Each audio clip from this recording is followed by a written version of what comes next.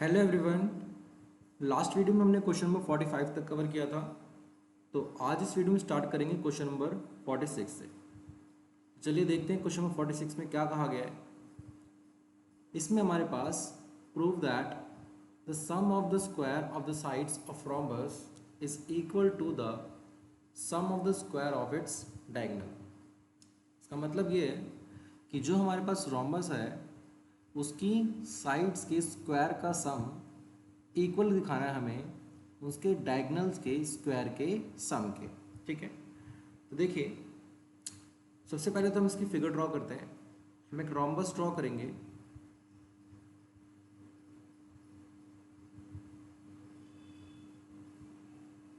तो ये हमने एक रोम्बस ड्रॉ कर लिया, इसका नाम रख देते हैं ए बी सी और डी। ठीक है, और हम इसके डायगनल भी ड्रॉ कर रहे हैं। तो ये एक डायगनल हो गया ए सी और दूसरा डायगनल हो गया हमारा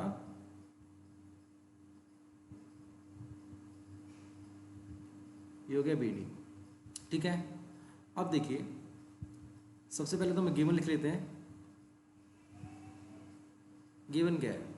गिवन है हमारे पास कि ए बी सी डी का एक rhombus, A B C D is a rhombus. ठीक है, और जो हमें प्रूफ करना है इसको समझिएगा ध्यान से।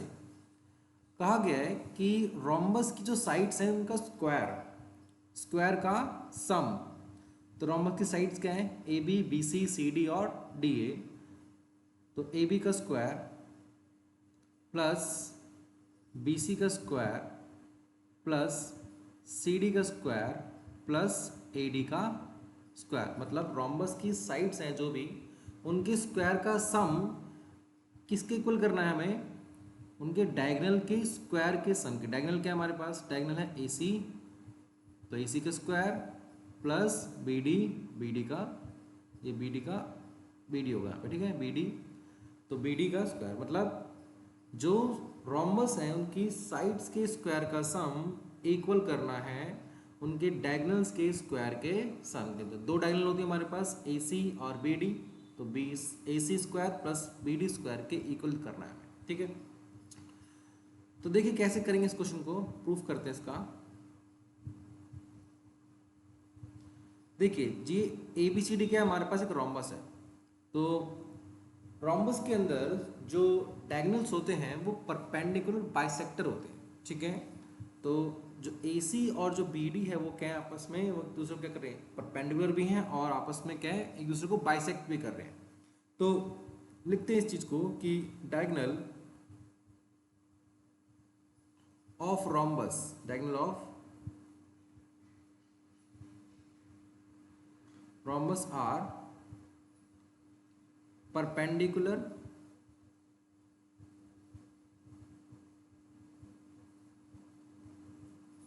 Bisector, perpendicular bisector to each other.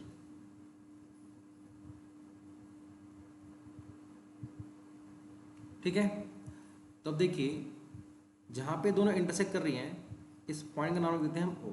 तो ओ पे क्या बनेगा हमारा? 90 डिग्री का एंगल बनेगा। ठीक है, इस तरीके से। अब ध्यान से समझिए, अब triangle A O B, triangle B O C, triangle C O D और ट्रायंगल ए ओ डी, ये तीनों ही ट्रायंगल क्या, सॉरी ये चारों ही ट्रायंगल क्या होंगे हमारे? 90 डिग्री होंगे, क्योंकि जो एंगल ओ है हमारा वो चारों एंगल के अंदर क्या होगा? 90 डिग्री। तो हम एक एक करके चारों ट्रायंगल को कंसिडर करते हैं। देखिए ध्यान से, अगर हम triangle A O, triangle A O B, या लिखेंगे क्या? ए ओ बी लिखेंगे। ट्रायंगल ए ओ बी, अगर हम triangle A O B consider करें और यहाँ पे हम पाइथागोरस लगाएं, क्योंकि एंगल ए ओ बी के हमारा 90 डिग्री, तो हम पाइथागोरस लगा सकते हैं यहाँ पे। तो क्या होगा? ए बी का स्क्वायर इक्वल होगा ए ओ का स्क्वायर प्लस बी ओ के स्क्वायर के। इसी तरीके से अगर हम triangle B O C consider करें तो ट्रायंगल बी ओ सी, इसके अंदर भी हम पाइथागोरस लगा लेंगे। तो क्या हो जाएगा? ये बी सी स्क्वायर इक्वल होगा बी ओ स्क्वायर प्लस सी ओ स्क्वायर के।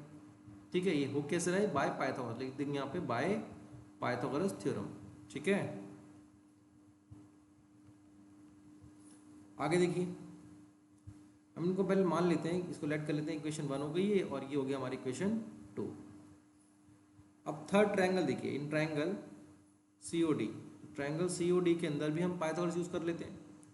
तो CD का स्क्वायर इक्वल हो जाएगा CO square plus DO square के।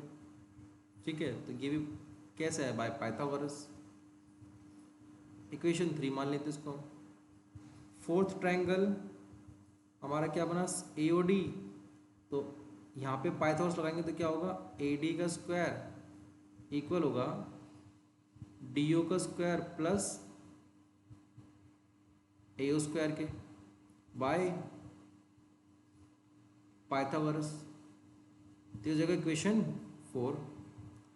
अब ध्यान समझिए, अगर हम इक्वेशन 1 2 3 4 चारों को अगर ऐड करें तो जो टू प्रूव में जो लेफ्ट हैंड साइड लिखा है ये मिल जाएगा हमें। तो देखिए ऐड करते हैं, ऐड इक्वेशन 1 2 3 एंड 4।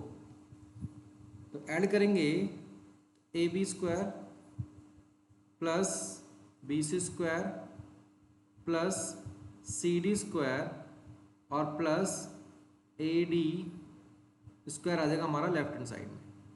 ठीक है, ये D है। और राइट हैंड साइड में क्या आएगा? ध्यान समझिएगा, देखिए AO square plus BO square plus BO square plus CO square और plus CO square plus DO square और plus DO square plus AO square. जब हम चारों इक्वेशन के राइट हैंड साइड को ऐड करेंगे तो ये सारी चीज़ें हमें दो दो बार नज़र आ रही हैं। तो देखिए सभी का ट्वाइस हो जाएगा, तो देखिए क्या आएगा?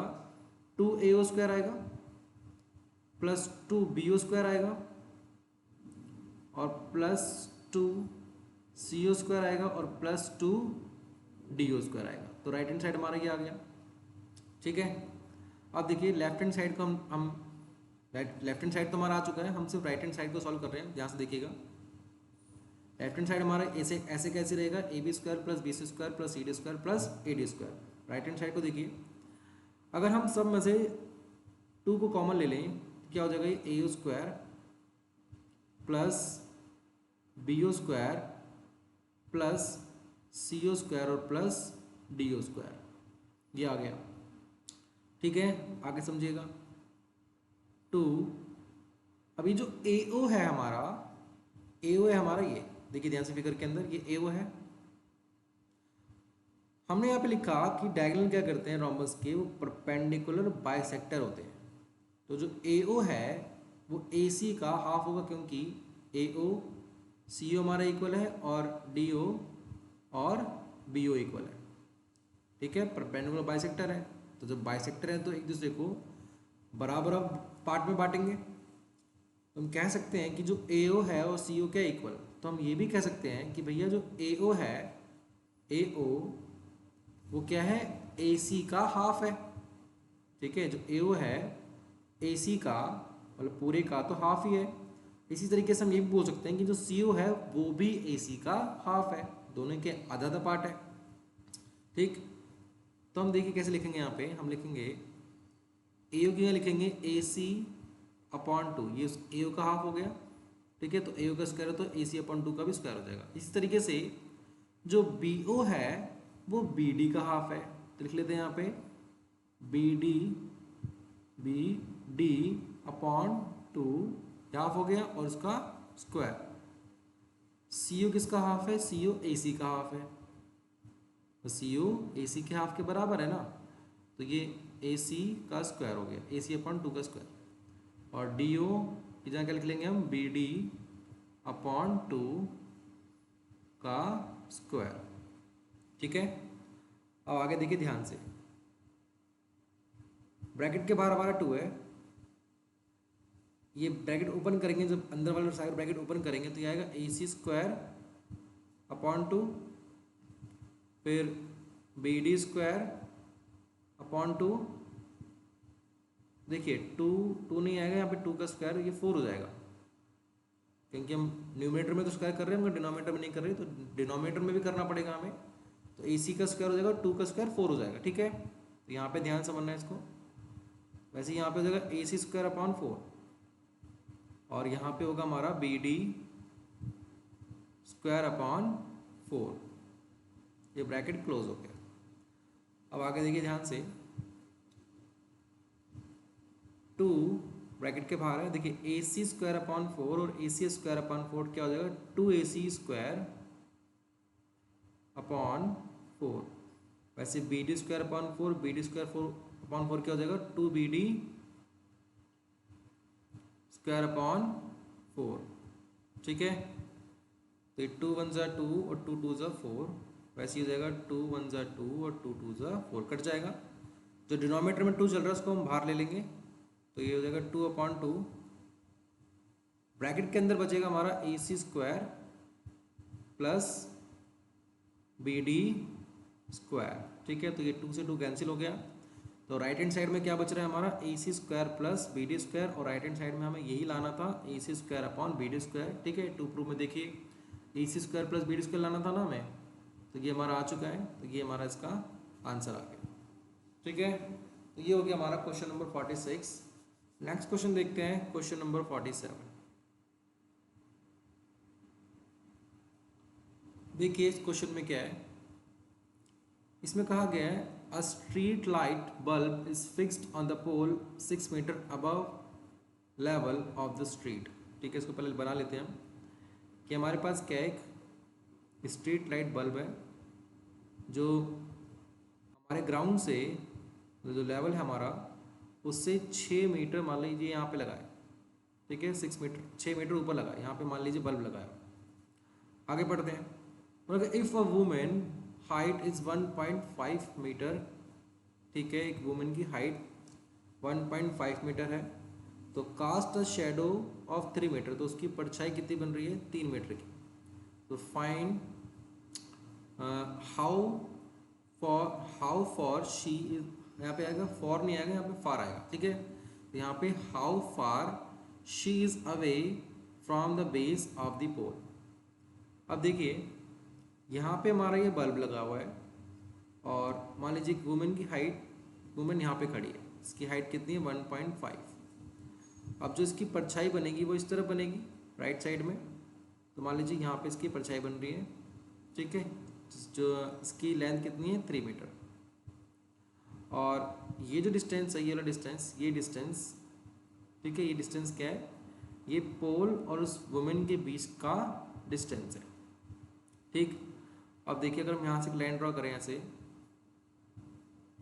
लाइट आ रही है, ठीक है, लाइट आएगी, ये परछाई बन रही है इसकी, ये क्या है, इसकी शेडो, ये शेडो है, और ये जो चीज़ है ये हमें फाइंड करनी है, तो इसको हम x मान लेते हैं, ये x है। पोल, ये जो बल्ब लगा है ये ग्राउंड से इसकी लंबाई कितनी है 6 मीटर, ठीक है भाई। अब ध्यान से देखिए, ये हमारा ग्राउंड है, तो ग्राउंड पे ये पोल खड़ा हुआ है और ये वुमेन खड़ी हुई है, तो दोनों ही क्या है, एकदम वर्टिकली खड़े हुए हैं, तो ये ग्राउंड से ये एंगल कितना बनाएंगे 90 डिग्री, ठीक। अब देखिए अगर मैं क्या नाम रख दूँ, ये A B C और ये D, और यहाँ रख देते हैं हम E, ठीक है। तो ये हमने इनका नाम रख दिया, तो हमें 2 ट्रायंगल नज़र आ रहे हैं यहाँ पे, एक हो गया ABC और एक हो गया EDC, ठीक है। तो हम यहाँ लिखेंगे, हम 2 ट्रायंगल कंसिडर कर रहे हैं। पहला ट्रायंगल इन ट्रायंगल ABC, और दूसरा ट्रायंगल ले लेते हैं, एक ले लिया ABC और दूसरा ट्रायंगल EDC, ठीक है। इन दोनों ट्रायंगल को हम सिमिलर करते हैं, तो देखिए ध्यान से, ट्रायंगल ABC के अंदर एंगल ABC इक्वल है किसके, एंगल EDC के। क्यों इक्वल है, क्योंकि ये क्या है, हमारे दोनों ही क्या है 90 डिग्री है, ठीक है, 90 डिग्री ईच, ठीक है।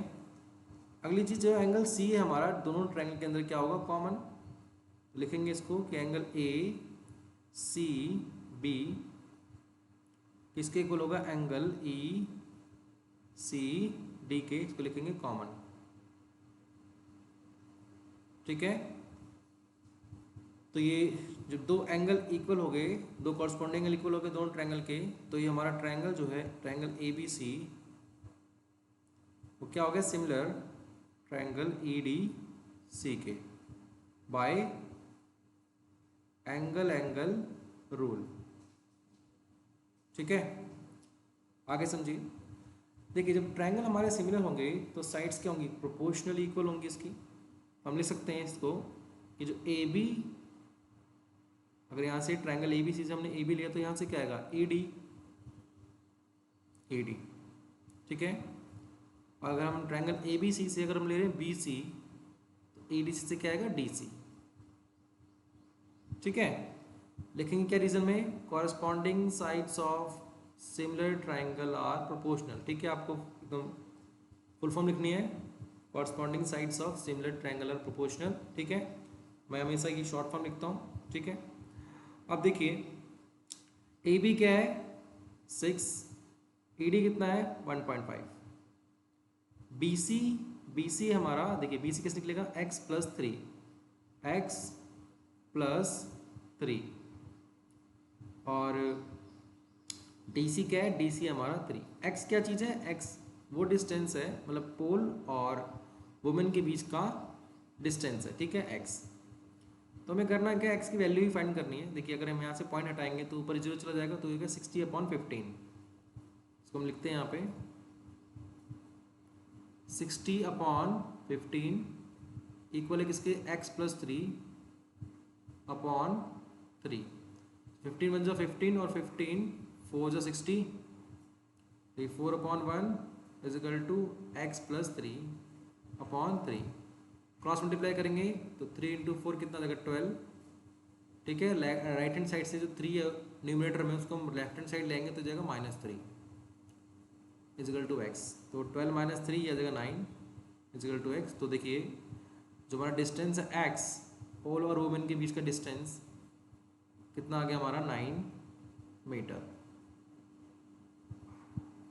ठीक है, ये हो गया हमारा क्वेश्चन नंबर 47। नेक्स्ट देखते हैं क्वेश्चन नंबर 48।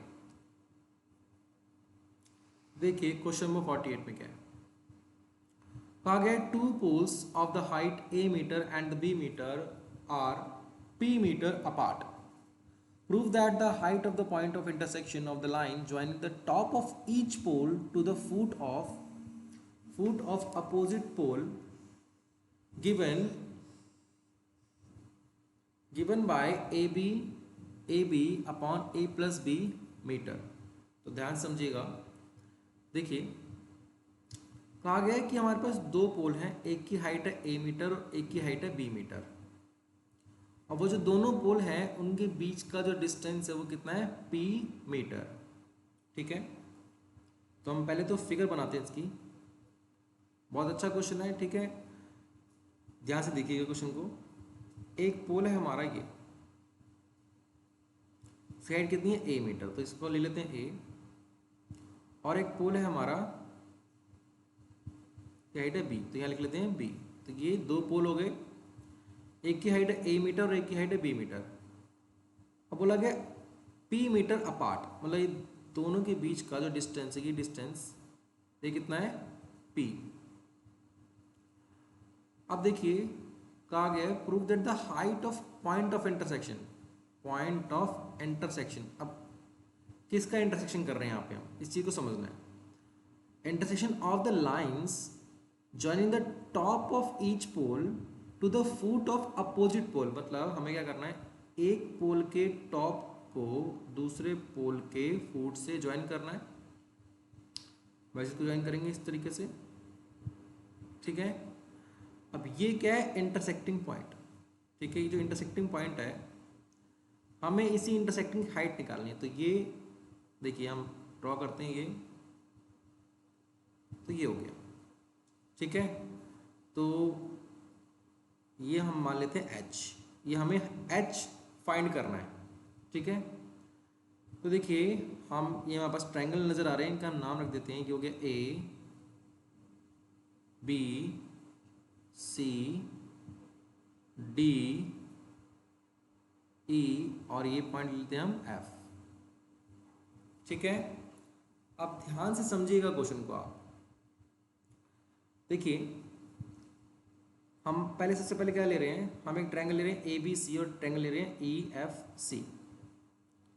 तो in triangle A B C and triangle E F C, देखिए क्वेश्चन में कहा गया कि जो हमें प्रूव करना है कि जो हाइट है ना, जो मतलब जो एच है हमारा हाइट, किसके इक्वल आना चाहिए, इसके इक्वल आना चाहिए। ये चीज़ प्रूफ करनी है कि हाइट किसके इक्वल आनी चाहिए, हमारे A B upon A plus B. तो ये हम टू प्रूफ में लिख लेंगे। ठीक है, ये चीज़ हमें लेके आनी है। ठीक है, तो मैं डायरेक्ट प्रूफ करके दिखा रहा हूँ आपको, तो आप ध्यान से समझिए क्वेश्चन को। बहुत ही इंपॉर्टेंट क्वेश्चन है, बहुत ही अच्छा क्वेश्चन भी है। देखिए triangle A B C, triangle A B C के अंदर ये ए बी सी क्या होगा, 90 डिग्री, क्योंकि जो पोल ग्राउंड पे खड़ा है 90 डिग्री परपेंडिकुलर होगा एकदम। वैसे ही ई एफ बी क्या होगा हमारा 90 डिग्री। ठीक है, और जो एंगल सी होगा वो दोनों ट्रायंगल के अंदर क्या हो जाएगा, कॉमन। लिखेंगे angle A B C equal to angle E F C 90 degree each. दूसरी चीज angle A C B angle E C F, ये क्या है, कॉमन। ठीक है, तो ट्रायंगल ए बी सी क्या हो गया, सिमिलर हो गया ट्रायंगल ई एफ सी के बाय एंगल एंगल रूल। ठीक है, अब जब ये सिमिलर हो गया तो हम इसकी साइड्स क्या होंगी, प्रोपोर्शनली इक्वल होंगी। तो लिख सकते हैं हम A B upon A F B C upon F C. Reason, corresponding sides of similar triangle are proportional. ठीक है, ये हो गया हमारा। आगे देखिएगा ध्यान से। देखिए ए बी क्या है हमारा, ए मीटर, तो लिखेंगे ए। ई एफ क्या है, एच, ई एफ को एच मान लिया था हमने, एच। और जो बी सी है, बी सी क्या है, पी। पूरी लेंथ, दोनों पोल के बीच का डिस्टेंस कितना है, पी है। हमने पी लिख लिया। और C F, sorry F C हमें नहीं पता, तो हम उसको एफ सी को एफ सी ही रहने देते हैं। हम क्या करते हैं, यहाँ से एफ सी की वैल्यू निकाल। देखिए अगर हम एफ सी को लेफ्ट हैंड साइड लाएंगे तो ये हमारा ऊपर आ जाएगा एफ सी, और ए एच को राइट साइड ले जाएंगे तो ये हो जाएगा पी एच, पी से मल्टीप्लाई हो जाएगा, और जो ए है वो डिनोमिनेटर में आ जाएगा। तो एफ सी की वैल्यू क्या आ गई, पी एच अपॉन ए। ठीक है, इसको मान लेते हैं इक्वेशन 1। आगे देखिएगा ध्यान से। अब हम क्या कर रहे हैं, दूसरा ट्रायंगल कंसिडर कर रहे हैं। अब हम ट्रायंगल ले रहे हैं, triangle D C B and triangle E F B. ठीक है, देखिए ध्यान से देखिएगा, एक ये ट्रायंगल हो गया हमारा डी बी सी।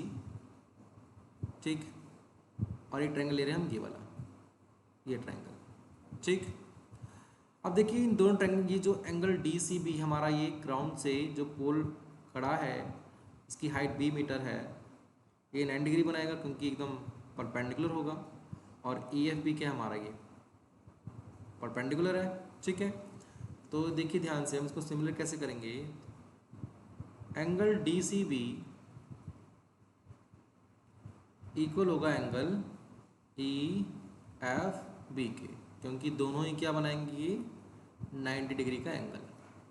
ठीक है, तो 90 डिग्री ईच हो गया।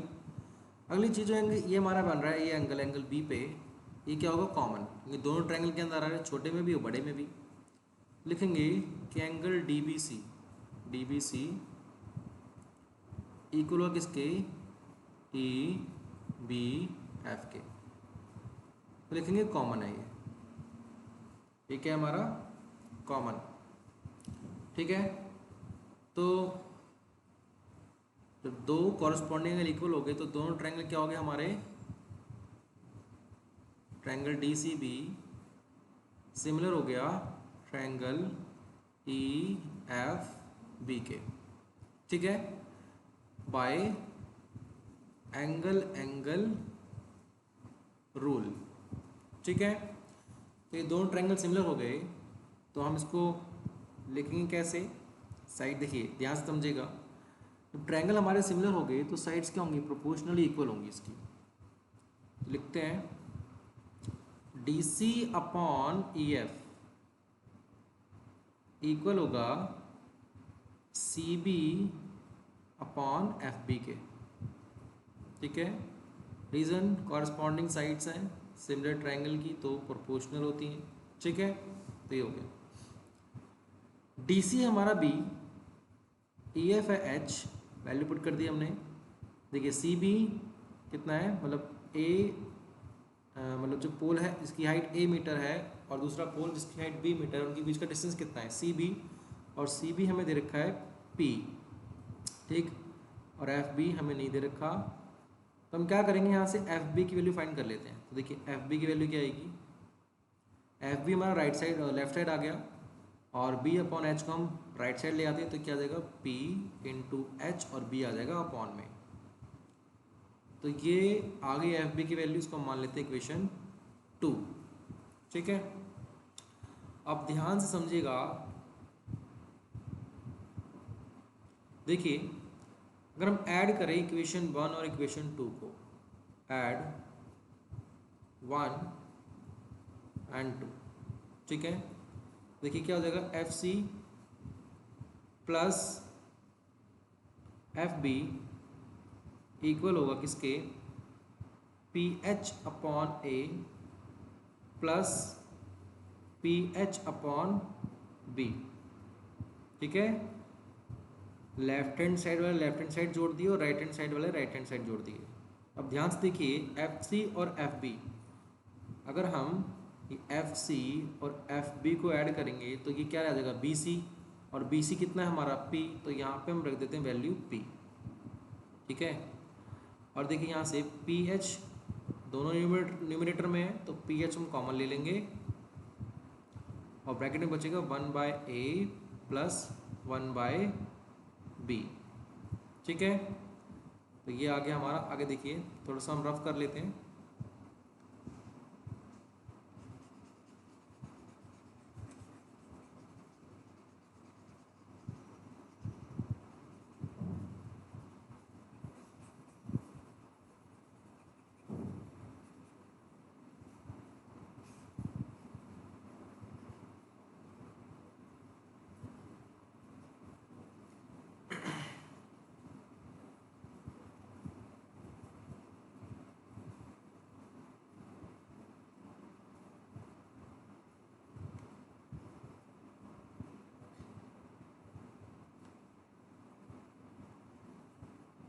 तो देखिए ध्यान से क्या आया हमारे पास? P is equal to P H, और ब्रैकेट में क्या बच रहा है? 1 बाय ए प्लस 1 बाय के। देखिए P से तो P कट जाएगा हमारा, अगर हम H को अगर हम लेफ्ट साइड लाएंगे तो क्या हो जाएगा? 1 बाय एच, और इक्वल हो जाएगा किसके? 1 by A plus 1 by B, ठीक है। तो ये चीज़ आ गई। अगर हमको थोड़ा सॉल्व करें तो देखिए 1 by A 1 by H 1 by A plus 1 by B हम सॉल्व करेंगे तो क्या आएगा? ए बी, और ऊपर आ जाएगा ए प्लस बी। तो जो एच है हमारा, जो हाइट है, वो क्या आ जाएगी हमारे पास? A B upon A plus B, ठीक है। 1 बाय एच का हमने रेसिप्रोकल कर दिया तो राइट साइड भी रेसिप्रोकल हो जाएगा, तो ए बी ऊपर आ जाएगा और ए प्लस बी नीचे। तो जो हमारा पॉइंट ऑफ इंटरसेक्शन उसकी हाइट क्या आ गई? A B upon A plus B, और यही हाइट हमें प्रूव करनी थी कि पॉइंट ऑफ इंटरसेक्शन की हाइट क्या आएगी हमारी? A B upon A plus B, ठीक है। तो ये हो गया हमारा क्वेश्चन नंबर 48। नेक्स्ट देखते हैं क्वेश्चन नंबर 49। देखिए क्वेश्चन नंबर 49, क्वेश्चन नंबर 49 में क्या है? इसमें कहा गया है in the given figure AB is parallel to PQ and parallel to CD. A B है हमारा x और सी डी है हमारा y, ठीक है, और पी क्यू है z, और प्रूव करना है हमें 1/x upon 1/y is equal to 1/z। तो ये हमें फिगर दे रखी है। अब ये जो फिगर अगर हम ध्यान से देखें तो ये फिगर जो हमने क्वेश्चन नंबर 48 किया सेम वैसे ही फिगर है। देखिए क्वेश्चन नंबर 48 में जो हमने फिगर ड्रॉ करी है सेम ऐसी ही फिगर है क्वेश्चन नंबर 49 में। तो हमें प्रूफ क्या करना है, प्रूफ करना है हमें 1/x upon 1/y plus 1/y is equal to 1/z, ठीक है। तो जैसे हमने क्वेश्चन नंबर 48 किया उसी तरीके से हम क्वेश्चन नंबर 49 भी कर सकते हैं। जैसे देखिए पिछले क्वेश्चन में यहाँ पे पी क्यू क्या था, हाइट। तो जो हाइट किसके इक्वल आ रहा था, हाइट हमारी देखिए जो हाइट थी वो किसके इक्वल आई, a into B upon A plus B. तो a क्या था हमारा, यहाँ पे a था और यहाँ पे क्या था हमारा b। तो a की जगह क्या आएगा x और b की जगह क्या आएगा y और अपॉन में क्या आएगा x प्लस y, और h क्या है हमारा, h है यहाँ पे z, ठीक है। तो अगर हम ध्यान से देखें, अगर हम इसका रेसिप्रोकल कर दें तो क्या आएगा 1/z और यहाँ पे हो जाएगा x plus Y upon X Y, ठीक है। तो 1/z अगर हम x अपॉन एक्स जो डिनोमिनेटर में हमारा एक्स वाई है इसको अलग अलग लिख दें, x upon X Y, Y upon X Y, x cut गया, y से y कट गया यहाँ पे, तो ये आ गया हमारा 1/z 1/y प्लस 1/x। तो हम ध्यान से देखें तो ये देखिए हमारी चीज़ प्रूफ हो जाएगी। तो क्वेश्चन नंबर 49 के अंदर क्वेश्चन नंबर जो हमें ये प्रूव करना है ये सेम 48 के जैसे एकदम सेम टू सेम, ठीक है।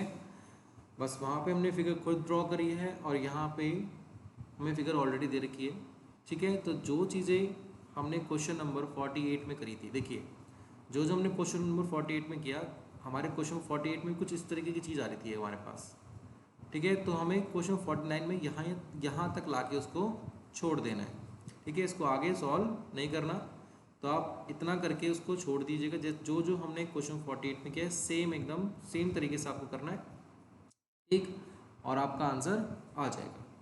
तो आप इसको ट्राई करिएगा, नहीं होगा तो आप कमेंट सेक्शन में कमेंट करके बताइएगा। फिर भी आप अगर कोई डाउट आता है तो मेरे से पूछ लीजिएगा, ठीक है। फिर हम इसको नेक्स्ट वीडियो में कवर कर लेंगे। तो यहाँ मैं इसको स्किप कर दे रहा हूँ, ठीक है। आप इसको ट्राई करिएगा, सेम एकदम 48 के जैसे करना है इसको। नेक्स्ट देखते हैं अब हम क्वेश्चन नंबर 50।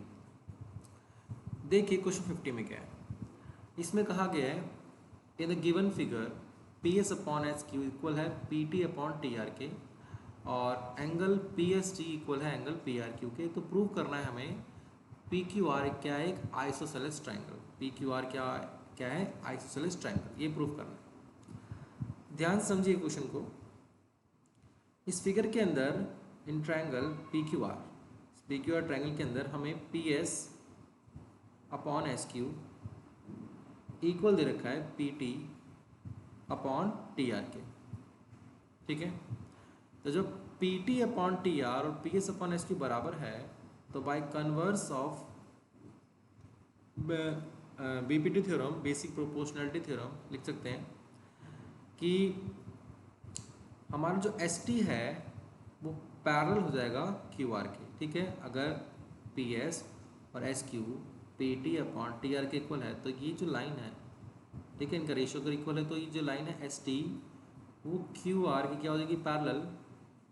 ऐसा हमने कन्वर्स ऑफ बीपीटी थ्योरम में पढ़ा था, bye converse of BPT theorem, basic proportionality theorem. आगे समझेगा ध्यान से, अगर एस टी हमारा क्यू आर के पैरेलल हो गया, अगर हम ये मान लें कि पी क्यू क्या है, पी क्यू क्या हमारी ट्रांसवर्सल लाइन, लिखते हैं कि P Q is transversal line, transversal line, क्योंकि जो पी क्यू है दोनों पैरेलल लाइन है, एस टी और क्यू आर को काटती जा रही है, ठीक है, दोनों से मिल रही है ऐसे करके। तो जो एंगल है हमारा पी एस टी, ये एंगल और ये एंगल, एक कॉरस्पॉन्डिंग एंगल हो जाएंगे और दोनों क्या हो जाएंगे, इक्वल। तो हम लिख सकते हैं कि angle P S T equal हो जाएगा एंगल पी क्यू आर के, और रीजन में लिखेंगे bye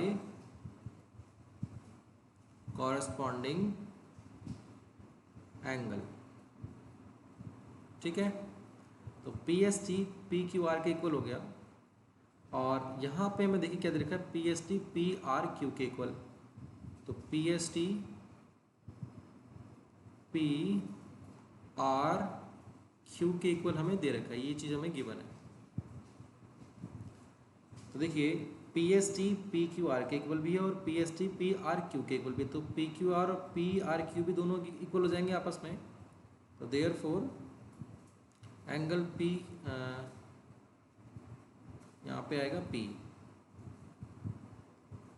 angle P Q R equal हो जाएगा एंगल पी आर क्यू के। ठीक है, अब ध्यान से समझिएगा, जब इन क्वाड्रिलेटरल के एक ट्रायंगल के अंदर, अगर एक ट्रायंगल के अंदर हमारा ये पी क्यू आर और पी आर क्यू इक्वल हो गया, ठीक है, तो जब ये इक्वल हो गया तो हम कह सकते हैं कि इन दोनों, लिखते हैं देखिए, in triangle P Q R हमारा angle P Q R equal हो चुका है एंगल पी आर क्यू के, ये अब प्रूव्ड। ठीक है, हमने पहले इसको प्रूव कर दिया यहाँ पे। जब ये दोनों दोनों एंगल इक्वल हो गए तो इनकी opposite sides P Q equal हो जाएगी पी आर के। ठीक है, ऐसा हम लोगों ने 9th क्लास में पढ़ा है कि जब एक ट्रायंगल के अंदर अगर दो एंगल इक्वल हैं तो उन दोनों एंगलों की जो अपोजिट साइड्स होती हैं वो भी इक्वल हो जाती हैं, तो पी क्यू इक्वल हो जाएगी पी आर के। ठीक है, तो ट्रायंगल के अंदर अगर दो एंगल इक्वल हैं या फिर दो साइड से इक्वल हैं तो वो ट्रायंगल क्या कहलाता है, हमारा आइसोसेलेस ट्रायंगल। तो हम कह सकते हैं कि जो हमारा ट्रायंगल है पी क्यू आर वो क्या है, आइसोसेलेस ट्रायंगल। तो इज एन आइसोसेलेस ट्रायंगल। ठीक है, तो ये क्या हो गया, एक आइसोसेलेस ट्रायंगल। तो ये हो गया हमारा क्वेश्चन नंबर 50। अब हम नेक्स्ट वीडियो में देखेंगे क्वेश्चन नंबर 51।